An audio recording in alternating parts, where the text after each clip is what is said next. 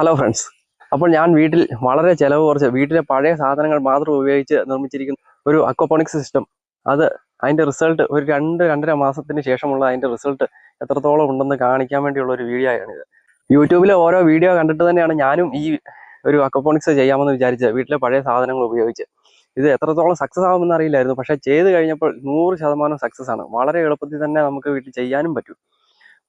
നമ്മൾ നടുന്ന പച്ചക്കറികളിലൊന്നും ഒരു വിഷവും തളിക്കേണ്ട ആവശ്യമില്ല. കീടങ്ങളുടെ ഉപദ്രവം ഒന്നും ഉണ്ടാവത്തില്ല. മീൻ തീറ്റ കൊടുത്തത് ഓർത്തുകൊണ്ട് അമോണിയ ഉണ്ടായി ചത്തുപോകും എന്നുള്ള പേടിയും വേണ്ട. 100% റിസൾട്ട് കിട്ടുന്ന, ഉറപ്പായിട്ടും റിസൾട്ട് കിട്ടുന്ന ഒരു കൃഷി രീതിയാണിത്. എനിക്ക് വളരെ ഇഷ്ടപ്പെട്ടിട്ടുണ്ട്. അപ്പം നമുക്ക് വീഡിയോ കാണാം.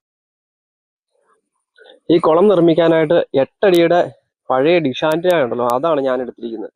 ആ ഡിഷാൻറ്റിനയുടെ കുട മാത്രം എടുത്തിട്ട് അതിൽ ചെറിയ കനം കുറഞ്ഞ പടുത വിരിച്ചു കൊടുത്തിട്ട് വെള്ളം ഒഴിച്ചേക്കുന്നതാണ്. ഒരു 500 ലിറ്റർ മിച്ചം വെള്ളം ഒഴിച്ചിട്ടുണ്ട്. 50 സിലോപ്പിയായെ ഇട്ടിട്ടുണ്ട്. ഇതിന്റെ ഫിൽട്രേഷൻ ചെയ്തിരിക്കുന്നത് സബ്മേഴ്സിബിൾ പമ്പ് ഒരെണ്ണം വാങ്ങിച്ചിട്ടുണ്ട്. ഒരു 15 വാട്ടിന്റെ ചെറിയൊരു സബ്മേഴ്സിബിൾ പമ്പാണ്. അത് ഷോപ്പിൽ നിന്നും ഒരു 700 രൂപയ്ക്ക് വാങ്ങിയതാണ്. അത് ഫിൽട്ടർ ചെയ്തെടുക്കാൻ വേണ്ടിയിട്ട് 20 ലിറ്ററിന്റെ ഒരു പഴയ ബക്കറ്റുമാണ് എടുത്തിട്ട്, പിന്നെ ഗ്രോബട്ട് ഉണ്ടാക്കാൻ വേണ്ടിയിട്ട് ചെറിയ നമ്മുടെ ഒരു 100 രൂപയുടെ പാത്രക്കടയിൽ നമുക്ക് കിട്ടുന്ന ബേസിനാണ് ഞാൻ ഉപയോഗിച്ചിരിക്കുന്നത്.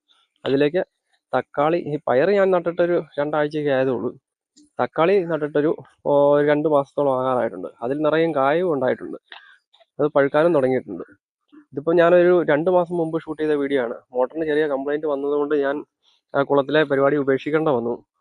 അന്നേരം തന്നെയും ഈ തക്കാളിക്ക് എല്ലാം പറിച്ചു നോക്കുമ്പോൾ ഒരു 16 കിലോയോളം തക്കാളിക്ക ഈ വെറും 2 തക്കാളി ചെടിയിൽ നിന്നും എനിക്ക് കിട്ടിയത്. അത്ര വളർച്ചയാണ്. ഭയങ്കര വളമാണ് മീനിൻ്റെ വേസ്റ്റ് വളം ചെല്ലുന്നത്. അതുപോലെ തന്നെ മീനിനും വളർച്ച കൂടുതലാണ്. വെള്ളത്തിൽ ഒട്ടും തന്നെ അമോണിയയുടെ അംശം ഒന്നുമില്ലാതെ ഫിൽട്ടർ ചെയ്ത് അമോണിയ മാറ്റി നൈട്രേറ്റ് ആക്കി ചെടികൾക്ക് ആവശ്യമായ എല്ലാ പോഷകങ്ങളും അതിനകത്ത് വലിച്ചെടുത്തിട്ട് നല്ല വെള്ളമാണ് തിരിച്ച് നമുക്ക് കുളത്തിലേക്ക് വരുന്നത്. അതുകൊണ്ട് മീനിനും നല്ല വളർച്ച കിട്ടുന്നുണ്ട്.